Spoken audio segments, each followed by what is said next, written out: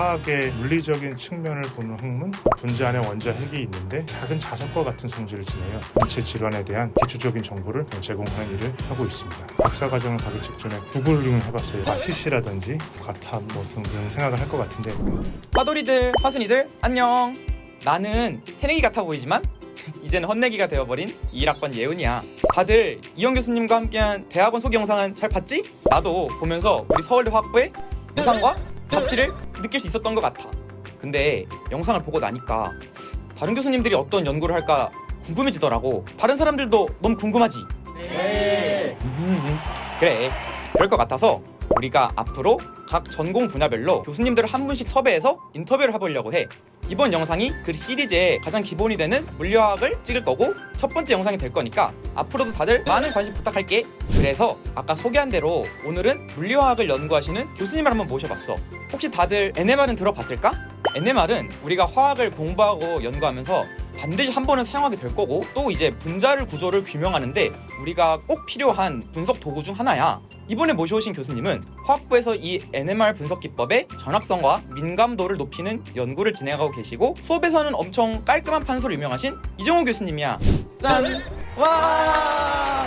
교수님 반갑습니다. 네, 반갑습니다. 네, 그럼 교수님 혹시 간단한 자기소개 부탁드려도 괜찮을까요? 예, 저는 이정호라고 하고요. 반갑습니다.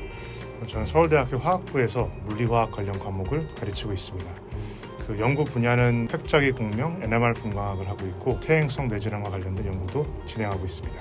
이제 첫 번째 질문을 드리려고 하는데요. 저희가 이제 또 물리화학이라는 과목 자체를 모르는 학생들도 있을 수 있고, 또 화학부 이제 학부생이랑 대학원생 분들 중에서도 아직까지 물리화학이 어떤 과목일까? 이런 질문을 가지고 있을 것 같아요. 혹시 교수님이 생각하셨을 때 물리화학이란 어떤 과목인지 혹시 교수님의 생각을 제가 들을 수 있을까요? 일단 물리화학이란 어떤 분야인가에 대해서는 쉽지 않은 질문이긴 한데요.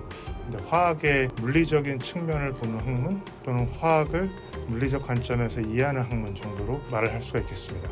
모든 화학 분야가 그렇듯이 분자에 초점을 맞추게 되는데요. 예를 들어서 어떤 분자가 왜 그런 구조를 가지고 있을까, 또 분자의 움직임, 또 동력학, 또 분자들끼리 어떻게 상호작용하는지, 또 분자가 여러 개 있을 때 어떤 성질이 나오는지, 왜 분자들끼리 반응을 했을 때 어떤 속도로 일어나는지, 어떤 화학적인 현상들이 왜 그럴까에 초점을 맞춘 학문이라고 할 수 있겠습니다. 그리고 하나 예를 들자면은 양자 계산으로 한번 생각을 해볼게요. 그 양자 계산이라고 하면은 유기화학에서도 많이 사용이 되는데요.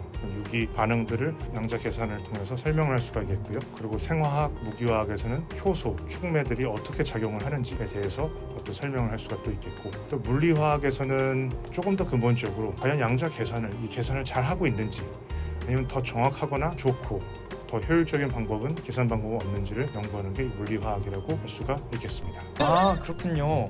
물리화학에 대해서 저도 잘 몰랐었는데 교수님의 생각을 들으니까 뭔가 살짝 알 것 같기도? 라는 생각이 좀 들기 시작했어요. 그런데 어찌됐든 저희가 대학원에 가면은 물리화학을 연구를 하게 될 텐데, 솔직히 저희는 물리화학이 어떤 걸 연구하는지를 아직 잘 몰라요. 그래서 교수님께서 혹시 물리화학을 연구하게 되면 어떤 분야들을 연구하게 되고, 또 교수님은 현재 어떤 연구를 하시고 계신지 그것에 대해서 말씀해 주시면 감사하겠습니다. 일단은 물리화학에서 이론적인 측면이 있을 수가 있고요. 이론 화학이 있는데 결국은 펜과 종이만 있으면은 어떤 수식을 유도를 하고 또 어떤 법칙에 대해서 생각할 수가 있고요. 계산 화학이 있을 수가 있는데 화학의 모든 분야에 대해서 그 계산을 하고 컴퓨터로 시뮬레이션을 하는 그런 분야고, 여러분들이 잘 아는 인공지능도 이 분야에 속한다고 할 수가 있겠습니다. 그리고 실험에서는 대표적인 게 분광학이 있는데요. 분광학이라고 하면은 전자기 파, 어떤 빛이 될 수도 있고, 아니면은 여러분 핸드폰에서 나오는 그런 주파수 대역이 될 수 있는데, 그러한 빛과 물질의 상호작용을 통해 물질 분자의 정량적인 어떤 특성을 분석하는 그런 분야가 되겠습니다. 그 외에도 물리화학적 방법 및 도구를 이용하여 하는 모든 연구, 또 어떤 물질을 분석할 수도 있고, 아니면 어떤 걸 만들 수도 있고 하는 그런 분야가 되겠습니다. 그리고 제가 하는 연구 분야는 핵자기 공명, NMR 분광학이라는 분야입니다. 분자 안에 원자 핵이 있는데 작은 자석과 같은 성질을 지내요. 이걸 핵스핀이라고 하는데, 저는 그 파킨슨병 환자, 또 치매 환자의 뇌 안에 뭉치는 단백질이 있는데요. 그런 단백질들 안에 있는 핵스핀들을 자세히 분석함으로써 어떤 인체 질환에 대한 어떤 기초적인 정보를 제공하는 일을 하고 있습니다. 여기서도 분야에 대해서 잠깐만 말씀을 드리면은 일단 NMR 분광학이라는 게 발견된 건 한참 오래됐어요. 발견되는 영역은 또 물리학 또는 물리 화학 분야라고 할 수가 있겠고요. 분자 분석이 가능하도록 발전을 하고 관련된 이론이 정립이 되고 또 큰 생체 분자의 구조 분석이 가능하도록 발전하는 그런 분야는 화학이 되겠고 또한 사람 이미징이 가능해지도록 발전하는 것은 의학이 되겠습니다. 그렇기 때문에 NMR의 발견과 관련해서는 2개의 노벨 물리학상이 수여가 되었고 분자 분석과 큰 생체 분자 단백질 구조를 분석하도록 하게 되면서 2개의 노벨 화학상이 또 주어졌고 그다음에 이미징에 적용이 되면서 노벨 생리의학상이 주어지게 되었습니다. 확실히 생명공학과 물리학이 연결돼가지고 만나는 분야인 것 같아가지고 교수님의 랩실이랑도 컨셉이랑 잘 맞는 연구 분야인 것 같습니다. 그래서 교수님도 현재 이렇게 재밌는 연구를 많이 진행하고 계신데요. 그래도 어쨌든 모든 것에는 시작이 있기 마련이잖아요. 과연 교수님은 어떤 계기가 있었기 때문에 물리학을 연구하게 되셨는지 정말 궁금합니다. 저 시작은 공학이었어요. 공학에서 기계 항공 공학을 했었고 물리학을 같이 공부를 했었습니다. 근데 계속 그 공부를 하면서 물론 학부 과정 중에는 단 한 과목도 생물학 관련된 과목을 듣지는 않았었는데 막연하게나마 생명과학에 대한 좀 동경이 있었어요. 진짜요?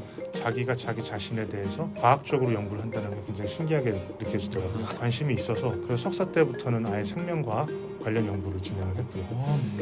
끝나갈 때쯤 생각을 해보니까 제가 그 분자 생물학적인 연구에 또 실험에 그렇게 소질이 많이 없었던 것 같기도 하고 이 방향이 맞는지 제 관심이 정말 여기에 있는지 그 의문이 들더라고요.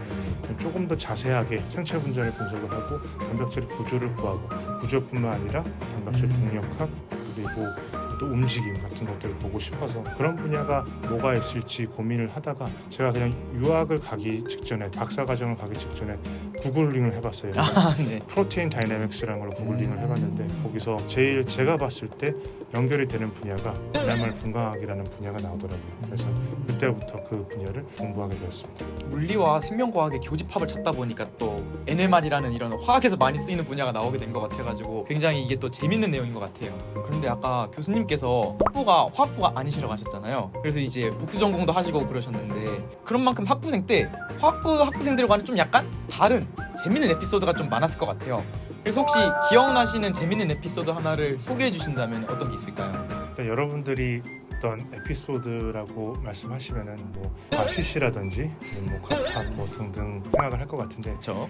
저는 그것과는 조금 거리가 있는 학생이었던 것 같습니다. 일단은 뭐 과시시는 뭐 나름 뭐 변명을 해보자면은 제가 기계과라 그랬잖아요. 그러니까 그 남자 여자 비율이 한 100대 1 정도 됩니다. 저희 때는 유난히 그 비율이 좀 많아서 50대 1 정도까지 갔었던 것 같아요. 제가 뭐 에피소드라고 할 건 없지만 저는 그렇게 공부를 열심히 하거나 잘하는 학생은 아니었던 것 같고요. 게임 뭐 여러분들이 다 아는 뭐 스타크래프트 그런 걸 처음으로 게임방에 나왔을 세대였거든요. 진짜요? 그 게임을 많이 했고 또 수업 듣기 싫으면은 또 과방에 가서 바둑도 두고 또 저 윗공대에 있었었는데 그 밖에 또 네. 농구장도 있어요. 네네. 농구도 많이 하고 그랬던 기억이 있습니다. 그렇기 때문에 그 공부한 만큼 그 성적이 잘 나오지는 않았던 것 같은데 공부라는 게 어떤 때가 있고 그 어떤 기본을 쌓을 수 있는 때 쌓는 게 좋으니까 그렇다고 그렇게 놀라는 말은 아니지만 저 같은 경우에는 그래도 그때 푹 쉬었던 게 나중에 연구를 열심히 하는데 좀 에너지를 비축하고 좀 충전하는 그 시간이 아니었을까 그런 생각을 하게 되었습니다. 학부생 시절에 아주 연구를 하시는데 동기부여가 크게 됐던 좋은 에너지 비축이 시간이었던 것 같네요. 네. 너의 장점은 무엇이고 어떻게 살아남을 것인지 어떻게 좀 더 잘 가르칠 수 있을까 어떤 분야가 재밌고 멋있어 보이는지 어떤 분야가 중요하고 또 가치 있어 보이는지 본인의 분야가 제일 핫하다